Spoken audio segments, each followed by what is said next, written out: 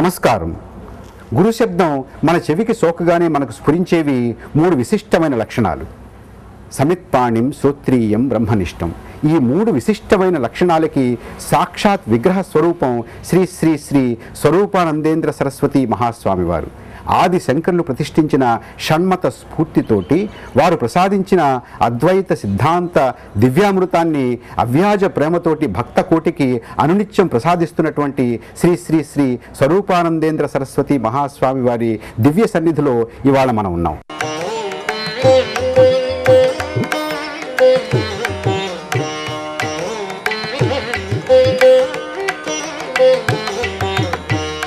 భారతదేశ సంస్కృతి వైభవం విశిష్టమైనది, అపూర్వమైనది.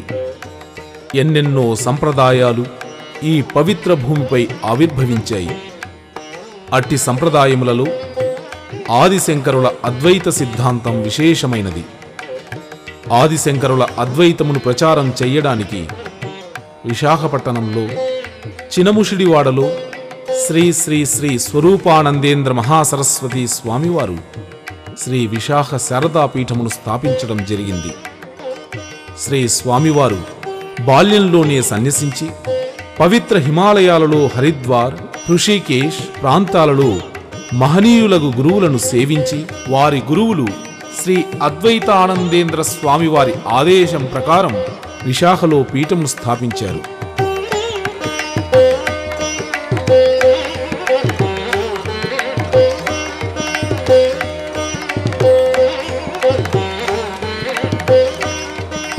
(1995) స్థాపించిన ఈ పీఠంలో శ్రీచక్ర సమేత శారదాంబ, శ్రీ చంద్రమౌళీశ్వర స్ఫటికలింగ సహిత శ్రీ ఆదిశంకరాచార్య ఆలయం, భారతదేశంలోనే ఎక్కడా లేని విధంగా ఉన్న అపురూప విగ్రహం కలిగిన శ్రీ దక్షిణామూర్తి ధ్యాన మందిరం, 18 అడుగుల ఎత్తులో శ్రీ దాసాంజనేయ స్వామి ఆలయం,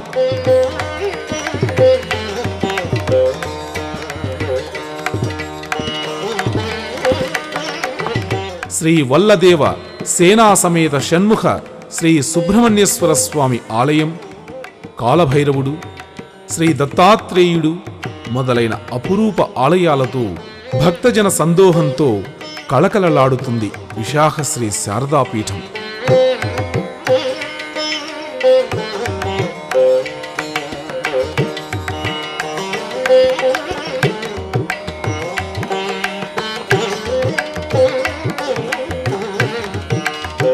శ్రీ శారదాపీఠంలో రజోగుణ సంపన్నురాలైన శ్రీ వనదుర్గాదేవి అష్టభుజములతో కూడుకుని వెలసియున్నది.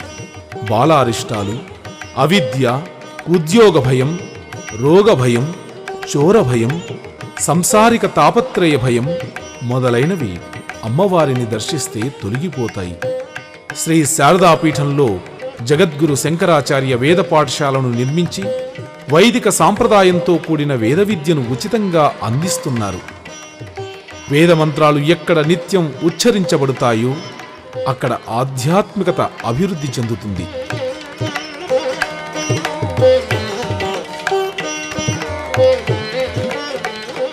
విశాఖ శ్రీ శారదా పీఠాధిపతుల యొక్క దివ్య సన్నిధి నుంచి ఈ వారం గురుదేవోభవ కార్యక్రమం.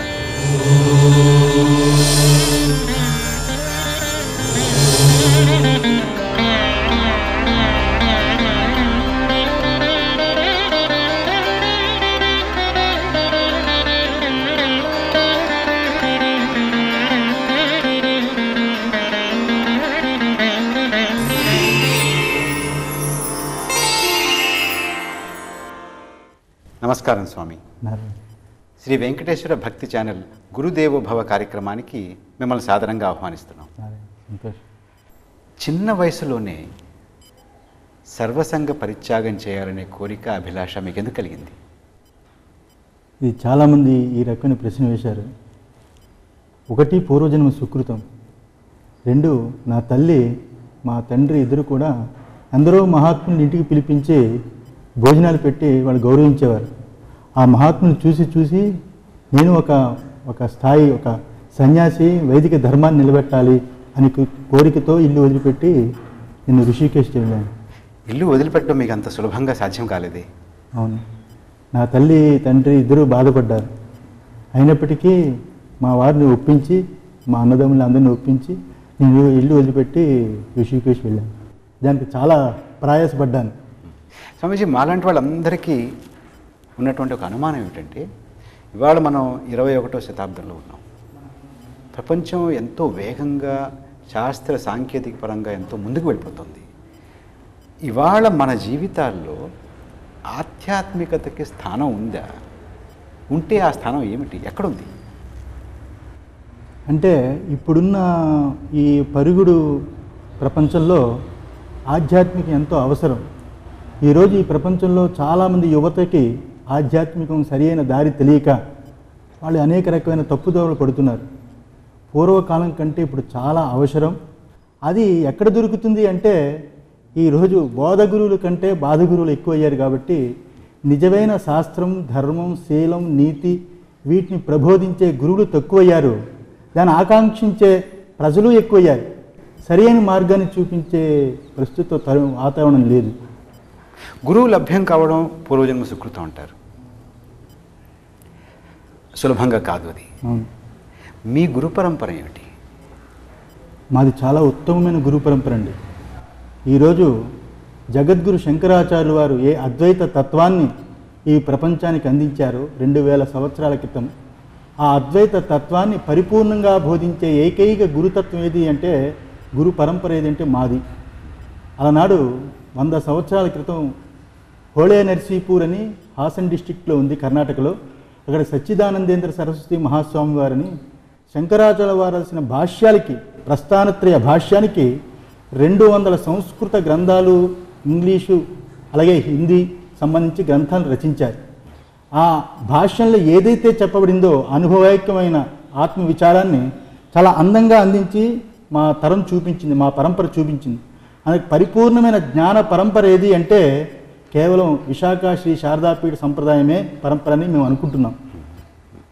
మీ గురువుల విశిష్టతను తెలపండి. మా గురువుల విశిష్టత అంటే, కర్ణాటకలో ఒక అత్యద్భుతం సృష్టించారు మా గురువులు.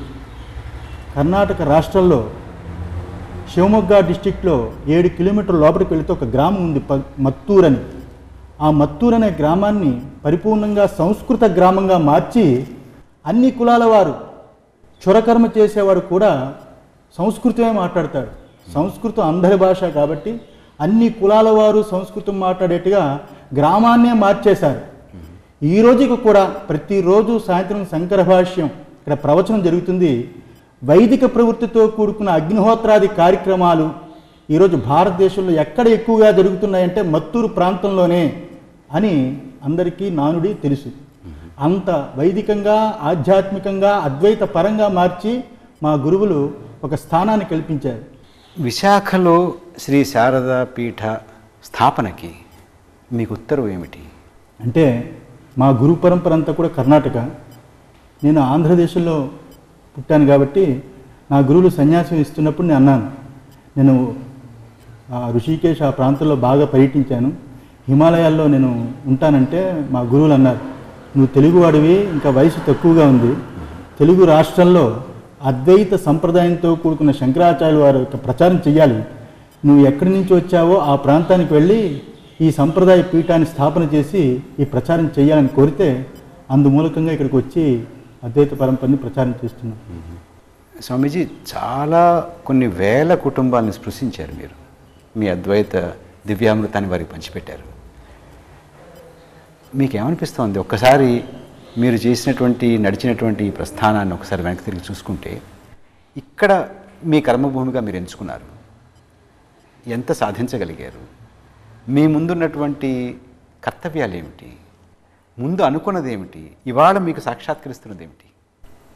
సత్యం చెప్పాలంటే కేవలం నేను ఆత్మవిచారం చేసి ఏకాకి యతచిత్తాత్మ నిరాశి అపరిగ్రహ అన్నట్లుగా ఏకాగ్గా ఎక్కడో దగ్గర ఉందామని కోరుకున్న వ్యక్తిని. సరే, మా గురువుగారు ఆంధ్రదేశంలో ప్రచారం చేయమంటే ఇటు వచ్చాను. కానీ చాలా కష్టాలు, 10 సంవత్సరాలు నేను ఇందులోకి వచ్చి సన్యాసి తీసుకుని 13 ఏళ్ళు అయింది. నేను ప్రచారం చేయాలనుకునేది 10 సంవత్సరాలు అయింది.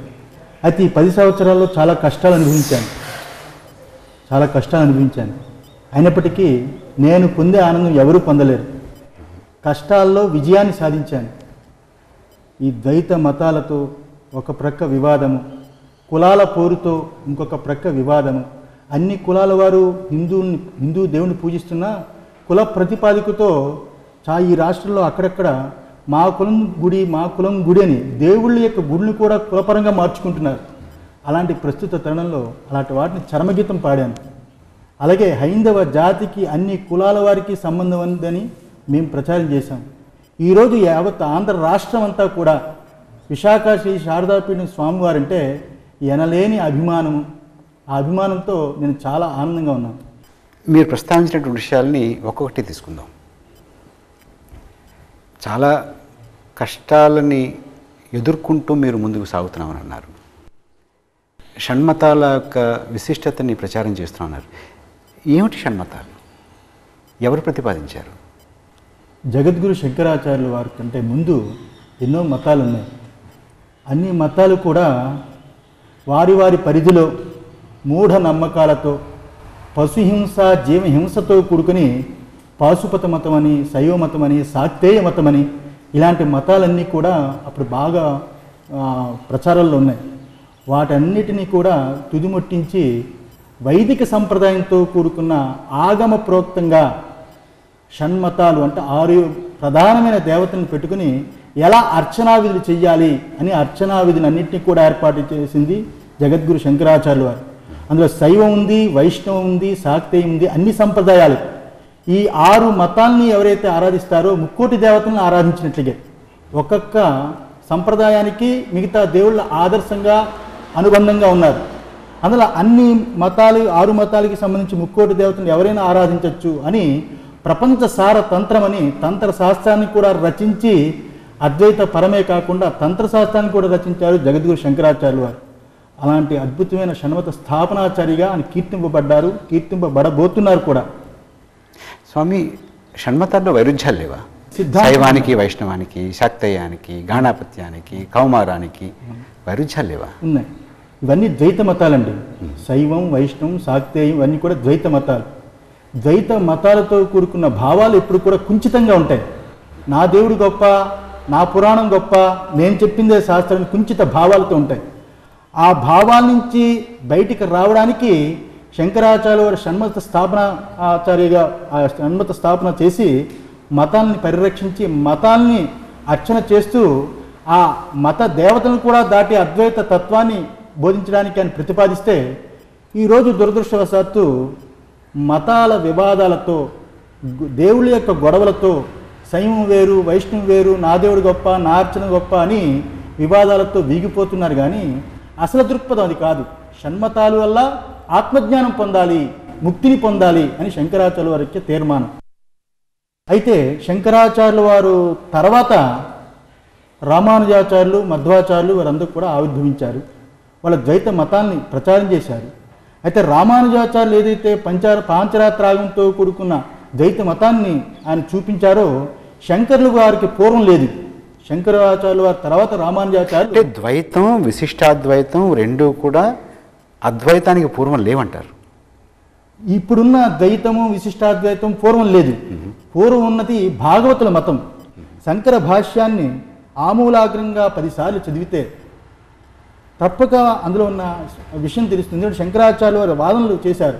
సిద్ధాంతాన్ని పరిరక్షించడానికి పూర్వపక్ష రూపేణ సిద్ధాంతాన్ని రక్షించారు. అప్పుడు భాగవతుల మతము, అలాగే జైన మతము, అలాగే బౌద్ధ మతము, ఇలా నాస్తిక మతము, చార్వాకుల మతము, ఈ మతాలన్నింటినీ తీసుకొని ఆయన దూషించారు. ఇది తప్పు, ఇది తప్పు, ఇది తప్పు అని ఆయన అన్ని మతాలని ఇచ్చేశారు.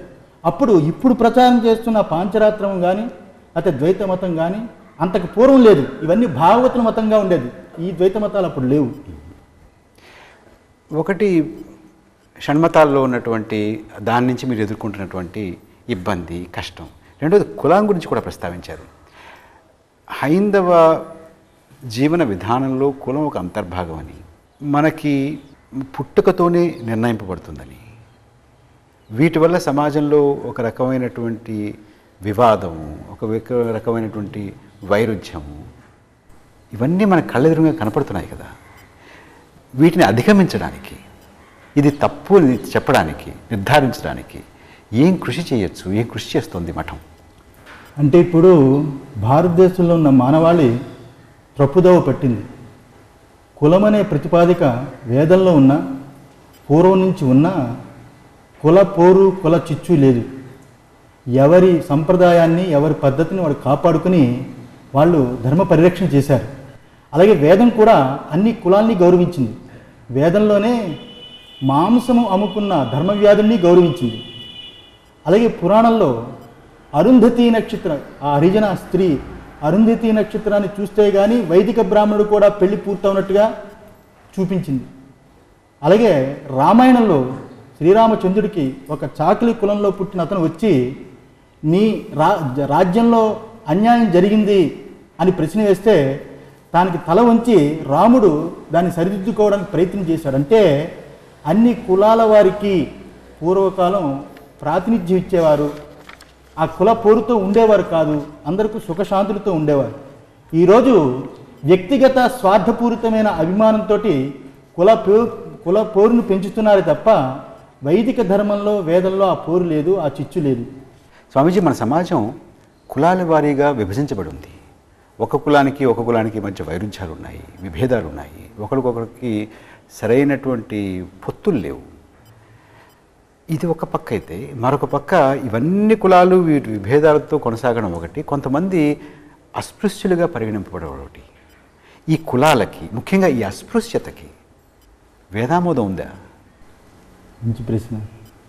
ఏం చెప్పాలంటే అస్పృశ్యత అన్న మాట వేదంలో కానీ పురాణంలో కానీ ఎక్కడా లేదు. ఇది బ్రిటిష్ వాళ్ళు ఈ భారతదేశాన్ని పాలించిన దగ్గర నుంచి అస్పృశ్యత అనే మాటతో రాజకీయ చిచ్చు పెట్టారు. అస్పృశ్యత అనే మాట పెద్ద మాట వాడి కులాల పోరుని వీళ్ళు కల్పించారు. నిజానికి ఒక బ్రాహ్మణుడు యజ్ఞం చేస్తూ ఉంటే వాళ్ళ కొడుకు మధ్యలో వచ్చాడు అనుకోండి, తాకు దూరంగా ఉండంటారు. ఎందుకంటే వాడు చిన్నపిల్లడు, వాడికి మడి లేదు, స్నానం లేదు, వాడు యజ్ఞం చేస్తుంటే బ్రాహ్మణుడు ముట్టుకోకు దూరంగా ఉండు అంటారు. అన్నప్పుడు అది అస్పృశ్యత. పవిత్రమైన యజ్ఞం చేస్తున్నప్పుడు ఒక నిబంధన ఉంది, ఆ నిబంధన ప్రకారంగా యజ్ఞం చేయడే తప్ప దానికి అస్పృశ్యత అని పేరు పెట్టరు. సొంత ఇంటిలో తనకు కన్న కొడుకే ముట్టుకోకూడదు, దూరంగా ఉండు, యజ్ఞం చేస్తున్నాను అన్నప్పుడు ఇంకా బయట వాళ్ళు మమ్మల్ని దూరం ఉంచారు అనేది తప్పుడు మాట. ఎప్పుడు కూడా హిందూ సంప్రదాయంలో ఏ కులాన్ని దూరంగా ఉంచలేదు. పురాణాలు తీసుకున్నా, ఏవి తీసుకున్నా, ఈవెన్ ఈరోజు వ్యాసుడు వ్యాస భగవానుడు రచన చేసిన వీళ్ళందరూ ఏ కులస్తులు, ఎవరిని దూరం చేశారు. అలాగే ఈ రోజుకు కూడా ఈ భారతదేశంలో ఆనాడు ధర్మవ్యాధుల్ని ఎలా గౌరవించారో, అలాగే అరుంధతి స్త్రీని ఎలా గౌరవించారో, ఈ రోజుకి కూడా అంబేద్కర్ని గౌరవించే రాజ్యం ఇది భారతదేశం. మేధస్సుకి విజ్ఞానానికి విలువిస్తుంది కానీ వైయక్తికమైన శారీరక ధర్మానికి విలువివ్వదు ఈ భారతదేశం. అది మంచి ప్రవచనాల వరకు ఇవన్నీ బాగానే ఉంటాయి, కానీ ఒక క్రూరమైనటువంటి ఆచరణ ఉంది మన సమాజంలో. అది నిజం. దానికి రాజకీయ నాయకులు, ప్రజలు వాళ్ళలో మార్పు రావాలి. ఎంత పీఠాధిపతులు, శాస్త్రం తెలిసిన పండితులు చెబుతున్నా వాళ్ళ మనోభావాలు కూడా మార్చి నిజం ఇది అని గ్రహించి వాళ్ళు మారాలి. ఎప్పుడో బ్రిటిష్ వాళ్ళు చెప్పిన ఆ యొక్క చాదస్త వాదనలన్నీ కూడా ఇప్పటికి కూడా ఇంప్లిమెంట్ చేస్తున్నది ప్రజలు, నాయకులే తప్ప నిజమైన పీఠాధిపతులు కాదు. మేము ఎప్పుడు కూడా ధర్మాన్ని ఈ రకంగానే చెబుతున్నాం. అస్పృశ్యత అనేది లేదు. ఈరోజు దేవాలయాలకి కూడా అస్పృశ్యత నిబంధనతో వాళ్ళకి వెనక పెడుతున్నారు. ఇవాళకి కూడా చాలా దేవాలయాల్లో మన రాష్ట్రంలోనే దళితులకు ప్రవేశం లేదంటున్నారు. వాళ్ళకి ప్రవేశం కల్పించడానికి రాజకీయ పక్షాలు కూడా ఉద్యమాలు చేస్తున్నాయి. అటువంటి పరిస్థితిలో ఉన్నాం మనం. అసలు దేవాలయాల్లో అన్ని కులాలకి భాగస్వామ్యం ఉందా? మొట్టమొదట ఈ దేవాదాయ ధర్మాదాయ శాఖ వచ్చినప్పుడు వాళ్ళకి ఏదేమి చేయాలని ఆగమశాస్త్ర ప్రకారంగా నిబంధనలు జరిగాయి. తర్వాత కాలధర్మమో, ప్రకృతి వైపరీత్యమో, బుద్ధిబలం మానవుడికి తగ్గిపోవడమో తెలియదు కానీ బ్రాహ్మణుడు అర్చకుడిగా ఉన్నాడు తప్ప మిగతా కులాలన్నింటినీ దూరం చేసింది ప్రభుత్వాలు. అంటే అంతకుముందు ఆ కులాలకన్నిటికీ అందులో భాగస్వామ్యం ఉండేదా, ప్రాతినిధ్యం ఉండేదా? ఆగమశాస్త్ర ప్రకారంగా 21 కులాల వారికి వృత్తిపరంగా వాళ్ళకి ఆలయంతో సంబంధం ఉండేది. ఎలాగా? గ్రామాలు, పల్లెలు, పట్టణాలలో ఇప్పుడంటే ఇండస్ట్రీస్, ఇన్ఫోటెక్లు ఇవి అవి వచ్చాయి. పూర్వం ఉద్యోగాలు లేవు. అన్ని కులాల వారు దేవాలయ వ్యవస్థ మీద ఆధారపడి జీవించేవారు. శ్రీకృష్ణ దేవరాయలు అయితేనేమి ఎవరైతేనేమి పెద్ద పెద్ద కట్టడాలు కట్టించి అందరికీ భుక్తి కల్పించేవారు. అన్ని కులాల వారు పాటుపడేవారు. ఈరోజు 21 కులాల వారు దేవాలయ వ్యవస్థ ఇప్పటికీ సంబంధం ఉంది ఆగమ శాస్త్ర ప్రకారంగా. ఏమిటి వారి కర్తవ్యాలు ఏమిటి? భగవంతుడి ఊరేగింపు సమకాలంలో గొడుగు పెట్టేవాడు దళితుడు, అలాగే భగవంతుడి యొక్క బట్టలు ఉతికేవాడు చాకలి, అలాగే చురకర్మ చేసే మంగలి. అన్ని కులాల వారికి ఈ యొక్క దేవాలయ వ్యవస్థతో సంబంధం ఉన్నట్టుగా ఆగమం చెప్పింది. అందుకని అర్చకుడు బ్రాహ్మణుడు ఒక్కడే దేవాలయ సంబంధం అనేది తప్పు. ఆ రకంగా పూర్వం రాజులు పాలించారు, పూర్వం ఉండేది. ఇప్పుడు ప్రజాస్వామ్యం అనే పేరుతో కులాల చిచ్చు పెంచి వీళ్ళు వేరు చేస్తున్నారు తప్ప పూర్వకాలం నుండి ఆ యొక్క కుల ప్రతిపాదిక అందరికీ సంబంధించి దేవాలయ వ్యవస్థ ఉండేది. మీరు ఇందాక ఒక ప్రశ్న అడిగారు, దేవాలయాలలో దళితులను రానివ్వటం లేదు, అదే ఆ అస్పృశ్యత ఉంది, దళితులను రానివ్వటం లేదని. అది మేము విశాఖ శారదాపీఠం తరపున ఖండించాం. ఎందువల్ల దేవాలయం అనేది పబ్లిక్ ప్రాపర్టీ, అన్ని కులాల వారు అన్ని సంప్రదాయకులు రావాల్సింది